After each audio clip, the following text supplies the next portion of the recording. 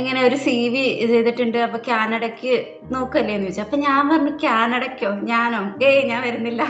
എന്നെക്കൊണ്ട് പറ്റത്തില്ല. ഫസ്റ്റ് എന്റെ തിങ്കിങ് ഞാൻ എപ്പഴാ CV അയച്ചതെന്ന് പോലും എനിക്ക് ഓർമ്മയില്ല. ദൈവമായിട്ടാണ് ആ സമയത്ത് ആ കോള് വരാനും ഒക്കെ അതിലോട്ടേക്ക് എന്തോ കാനഡ പ്രോസസ്സിങ്ങിന് എന്നാ ശരി നോക്കാം. അപ്പൊ ഞാൻ പറഞ്ഞില്ല എൻഗ്ലക്സും IELTS ഒന്നും എന്നെക്കൊണ്ട് നടക്കുന്ന കാര്യമല്ലാന്ന് പറഞ്ഞു. അപ്പൊ പറഞ്ഞു ഇല്ല അത്രയ്ക്ക് ഡിഫിക്കൽട്ട് ഒന്നും അല്ല, സാധിക്കും എന്നൊക്കെ പറഞ്ഞ് എന്നെ കുറെ മോട്ടിവേറ്റ് ചെയ്തായിരുന്നു. ആദ്യം ഈ പ്രോസസ്സിങ് തുടങ്ങിയ സമയത്തൊന്നും പറഞ്ഞിട്ടൊന്നും ഇല്ലായിരുന്നു. ജസ്റ്റ് എല്ലാം സ്റ്റാർട്ടൊക്കെ ചെയ്തിട്ട് എന്തായിരിക്കും. പിന്നെ ഞാനിങ്ങനെ പറഞ്ഞു ഇങ്ങനെ ഒരു ഏജൻസി മംഗ്ലീഷ് വേൾഡ് ഉണ്ട്, അപ്പൊ ഞാനിങ്ങനെ അപ്ലൈ ചെയ്തിട്ടുണ്ട്, നമുക്ക് നോക്കാം. IELTS എൻഗ്ലക്സും വേണമെന്നാ പറഞ്ഞേക്കുന്നത്. എന്താണേലും പിന്നെ ബാക്കി ദൈവത്തിന്റെ അനുഗ്രഹം കൊണ്ട് അതും ക്ലിയർ, എൻഗ്ലക്സ് ഒക്കെ ക്ലിയർ ചെയ്യുക എന്നൊക്കെ പറഞ്ഞു കഴിഞ്ഞാൽ ഞാൻ ക്ലിയർ ചെയ്തു.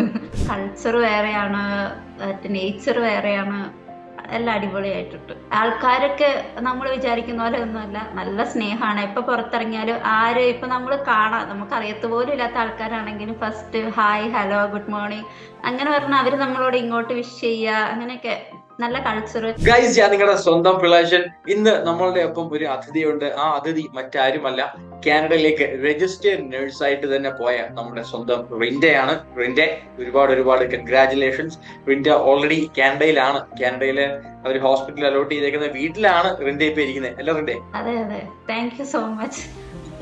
ഹാപ്പി ആയോ? ഹാപ്പിയായി, ഒരുപാട് സന്തോഷം, ഒത്തിരി സന്തോഷം. ഒരുപാട് കഷ്ടപ്പെട്ട് ഏതായാലും ടെൻഷൻ അടിച്ചിട്ടുണ്ടായിരുന്നു. പക്ഷെ എന്തോ മംഗ്ലീഷ് വേൾഡിന്റെ സപ്പോർട്ട് കൊണ്ടാണ് ഇപ്പൊ ഇവിടെ ഇരിക്കുന്നത്.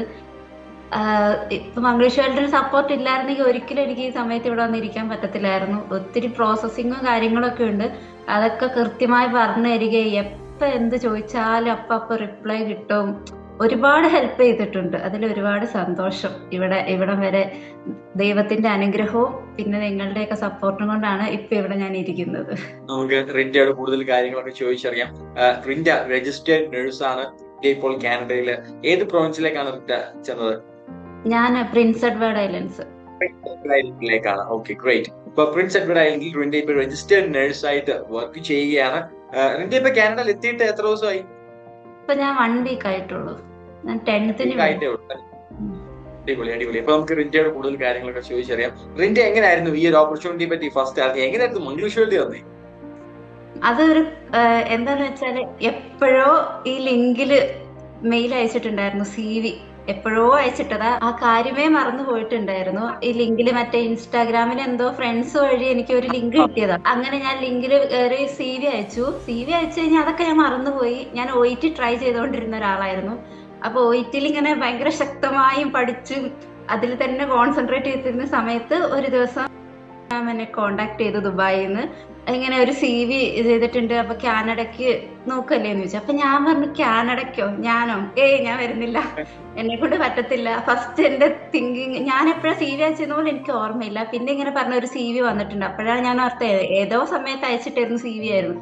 അപ്പൊ അവര് മാം എന്നോട് പറഞ്ഞു ഇങ്ങനെ കാനഡയ്ക്ക് അപ്ലൈ ചെയ്യാം, ഇങ്ങനെ ഒരു പ്രോഗ്രാം ഉണ്ട്, നമുക്ക് അപ്ലൈ ചെയ്യാൻ നല്ലതാന്നൊക്കെ പറഞ്ഞു. അപ്പൊ എന്നോട് 2 കാര്യങ്ങളാണ്, അതുകൊണ്ടാണ് ഞാൻ ഒഴിവാക്കിയത്. IELTS എൻഗ്ലക്സ് ഇത് രണ്ടും എന്നെ കൊണ്ട് പറ്റില്ല. കാരണം IELTSന്റെ ക്ലാസ്സിൽ ഫസ്റ്റ് ടൈം ഞാൻ പോയി ക്ലാസ്സിൽ നിന്ന് തന്നെ മാറിപ്പോയ ആളായിരുന്നു. എന്നിട്ട് OETക്ക് ചേർന്ന് അങ്ങനെ ന്യൂസിലൻഡ് ആ സൈഡൊക്കെ പിടിക്കാൻ നോക്കിയതാ. പക്ഷെ എനിക്ക് OET കിട്ടിയില്ല.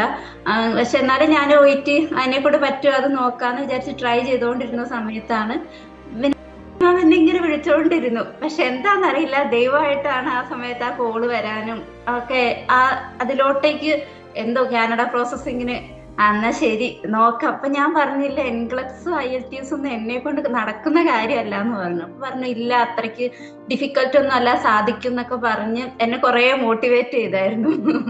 അങ്ങനെ ഞാൻ പിന്നെ എന്നാ ശരി നോക്കാന്ന് പറഞ്ഞു. ജസ്റ്റ് ലൈസൻസിങ് പ്രോസസ്സിംഗ് ഒക്കെ സ്റ്റാർട്ട് ചെയ്തു.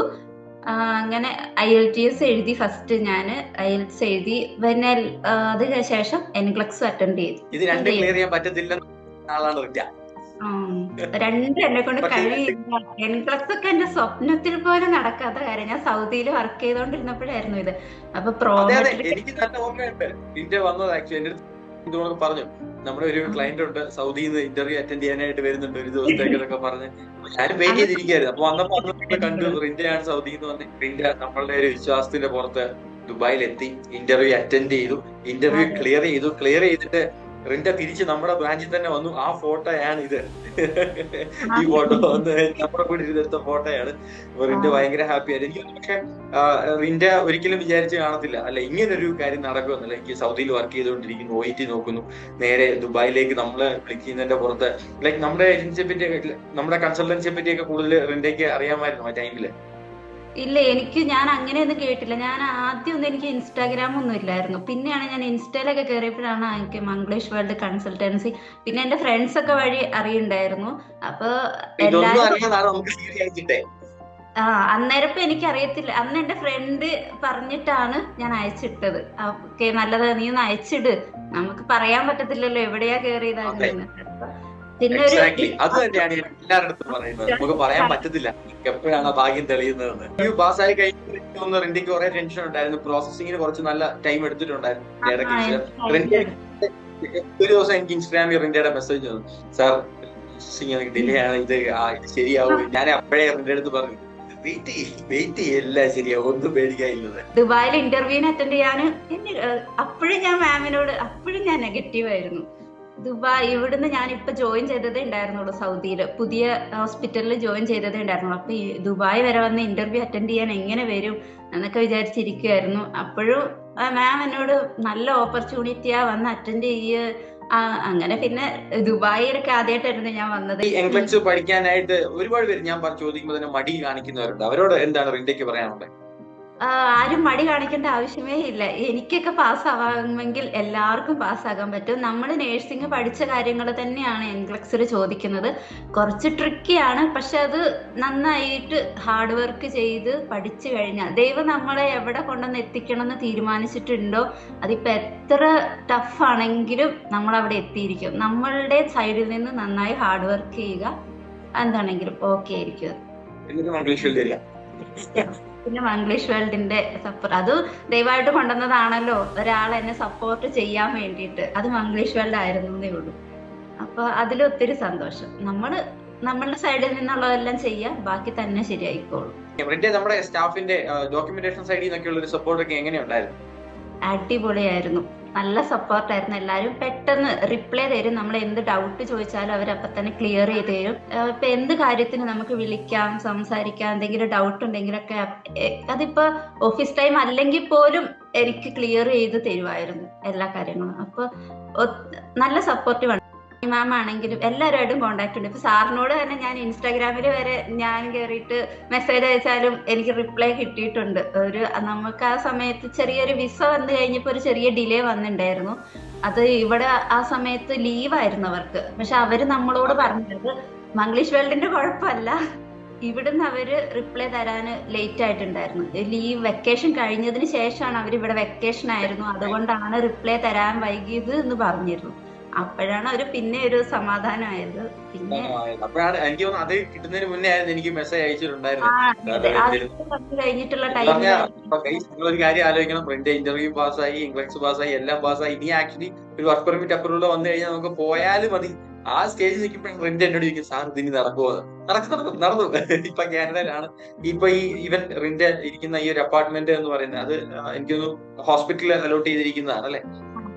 ഫസ്റ്റ് 3 മന്ത്സിലേക്ക് PRNC പ്രോഗ്രാം ആണ്. അപ്പൊ ആ പ്രോഗ്രാമിന് വേണ്ടിയിട്ട് നമുക്ക് 3 മന്ത് ഈ അപ്പാർട്ട്മെന്റ് കിട്ടും. അതിനുശേഷം നമ്മള് വേറെ ലൊക്കേഷൻ കണ്ടുപിടിക്കണം. കാനഡയിൽ എത്തിയിട്ട് ഇപ്പൊ എന്താണേലും നല്ല സമയത്താണ് വന്നത്. വിന്റർ അല്ല, സമ്മർ സീസൺ ആണ്. അതുകൊണ്ട് വെട്ടവും വെളിച്ചമൊക്കെ ഉണ്ട്, പുറത്തൊക്കെ ഇറങ്ങാൻ പറ്റുന്നുണ്ട്. ചെറിയ തണുപ്പുണ്ട്. തണുപ്പാണ്, മറ്റേ ഈ വിൻഡ് വരുമ്പോ ഉള്ള ഒരു കുറച്ച് തണുപ്പുള്ളൂ. അല്ലാതെ വെച്ച് നോക്കുമ്പോൾ നല്ലതാണ്. ഇവിടെയുള്ള ആൾക്കാർ ഇപ്പോഴാണ് ഒന്ന് പുറത്തിറങ്ങി പണിയെടുക്കാൻ തുടങ്ങുന്ന ഒരു സമയം. പ്രൊവിൻസ് എങ്ങനെയുണ്ട്? പ്രൊവിൻസ് അടിപൊളി, കാണാനൊക്കെ അടിപൊളിയാണ്, നല്ല രസമുണ്ട്. പുറത്തിറങ്ങി നമ്മൾ നിന്ന് എത്രയും പോലത്തെ ഒരു ഇതൊന്നും അല്ലല്ലോ. ഇവിടെ വരുമ്പോ വേറെ ഒരു കൾച്ചർ വേറെയാണ്, നേച്ചർ വേറെയാണ്, എല്ലാം അടിപൊളിയായിട്ടുണ്ട്. ആൾക്കാരൊക്കെ നമ്മൾ വിചാരിക്കുന്ന പോലെ ഒന്നുമല്ല, നല്ല സ്നേഹമാണ്. ഇപ്പൊ പുറത്തിറങ്ങിയാലും ഇപ്പൊ നമ്മൾ നമുക്ക് അറിയത്ത് പോലും ഇല്ലാത്ത ആൾക്കാരാണെങ്കിലും first hi, hello, good morning അങ്ങനെ പറഞ്ഞാൽ അവര് നമ്മളോട് ഇങ്ങോട്ട് വിഷ് ചെയ്യുക, അങ്ങനെയൊക്കെ നല്ല കൾച്ചർ. എല്ലായിടത്തും ഇപ്പൊ ഞാൻ നിൽക്കുന്ന അപ്പാർട്ട്മെന്റിന്റെ പുറകിൽ മറ്റേ ഐലൻഡ് ആണ്, അവിടെ സൈഡിലായിട്ട്. ഇവിടെ 2 ഫ്രണ്ട്സോനെയൊക്കെ കിട്ടിയിട്ടുണ്ട്. അവരും ഇതേപോലെ ഇങ്ങനെ പ്രോഗ്രാം വഴി കയറി വന്നതാ. അത് പറഞ്ഞപ്പോഴാണ് ഞാൻ മംഗ്ലീഷ് വേൾഡിന്റെ വിലയൊക്കെ മനസ്സിലാക്കിയത്. എനിക്ക് ഇവിടുന്ന് ഞാനൊരു ഹൈദരാബാദ് ഒരു ഫ്രണ്ട്, ഒരു ബോയ് ആണ്. ആ കൊച്ച് ഇവിടെ വന്നിട്ട് ഇങ്ങനെ ഏജൻസിനെ പറ്റി പറഞ്ഞപ്പോ അവൻ പെട്ട കഥയൊക്കെ ഇവിടുന്ന് പറഞ്ഞു. ഇപ്പൊ ഞാനിങ്ങനെ എനിക്ക് കുഴപ്പമില്ല, ഞാൻ നല്ല ഹാപ്പി. അവരുടെ ഇപ്പോഴും പ്രോസസ്സിങ് ഇങ്ങനെ ഓരോ കാര്യങ്ങൾ ഡിലേ ആയിട്ട് അവരൊരു റെസ്പോണ്ട് ചെയ്യുന്നില്ല, എല്ലാം നമ്മൾ തന്നെ ചെയ്യണം. നീ എന്നോട് പറഞ്ഞു ഇങ്ങോട്ട്, നീ എന്ത് ലക്കിയാ, നിനക്ക് നല്ല ഏജൻസിനെ കിട്ടിയില്ലേ, അങ്ങനെയൊക്കെ പറഞ്ഞിട്ടുണ്ടായിരുന്നു. അപ്പൊ സത്യമാണ്, നമുക്കിപ്പോ ഇടയ്ക്ക് വെച്ചൊന്ന് നിന്ന് പോയി കഴിഞ്ഞാലുള്ള അവസ്ഥ നമുക്കറിയാലോ. അപ്പൊ ഇങ്ങനെ സപ്പോർട്ട് ചെയ്യാൻ ഒരാൾ കൂടെ ഇല്ലെങ്കിൽ നമുക്ക് ഭയങ്കര ബുദ്ധിമുട്ടായിരിക്കും. അപ്പൊ ഒത്തിരി സന്തോഷം മംഗ്ലീഷ് വേൾഡിന്റെ സപ്പോർട്ടും കൊണ്ട്, ദൈവത്തിന്റെ അനുഗ്രഹം കൊണ്ട് ഇവിടെ എത്തി. എനിക്ക് റിൻഡയോടും ഒരുപാട് നന്ദി പറയാനായിട്ടുണ്ട്. മംഗ്ലീഷ് വേൾഡിലെ ആ ഒരു ട്രസ്റ്റ് ഉണ്ടായിരുന്നതിന്. അപ്പൊ നമ്മൾ കൂടെ നിന്നു, റിൻഡയും നമ്മുടെ കൂടെ തന്നെ നിന്നു. അപ്പം റിൻഡ ഫൈനലി കാനഡയിൽ രജിസ്റ്റേർഡ് നേഴ്സ് ആയിട്ട് തന്നെ എത്തിയിരിക്കുകയാണ്. അപ്പൊ ഇനി എല്ലാവർക്കും മംഗ്ലീഷ് വേൾഡ് റെക്കമെൻഡ് ചെയ്യുമോ റിൻഡെ? തീർച്ചയായിട്ടും. ഞാൻ ഇപ്പൊ തന്നെ തുടങ്ങിയിട്ടുണ്ട്. ഞാൻ അന്ന് തന്നെ തുടങ്ങിയല്ലോ. അന്ന് ഇന്റർവ്യൂ പാസ്സായത് എന്റെ ഫ്രണ്ടിനെ വിളിച്ചോണ്ടാ വന്നത്. അപ്പൊ മംഗ്ലീഷ് വേൾഡ് കുഴപ്പമില്ല, ഞാൻ സൗദിയിൽ വർക്ക് ചെയ്തത്, അവിടെ എല്ലാവർക്കും നമ്പറൊക്കെ കൊടുത്തിട്ടുണ്ട്, എല്ലാരും കോണ്ടാക്ട് ചെയ്യും. ഇനി ഇപ്പൊ എല്ലാരും പറയുന്നത് ഇപ്പൊ ഞാൻ ഇവിടെ എത്തിയല്ലോ, അപ്പൊ തീർച്ചയായിട്ടും മംഗ്ലീഷ് വേൾഡിൽ വിശ്വസിക്കാൻ ഒരു കുഴപ്പമില്ല എന്ന് പറഞ്ഞിട്ടുണ്ട്. അപ്പൊ തുടരെ ആൾക്കാർ വരും, കൺസൾട്ട് ചെയ്യും.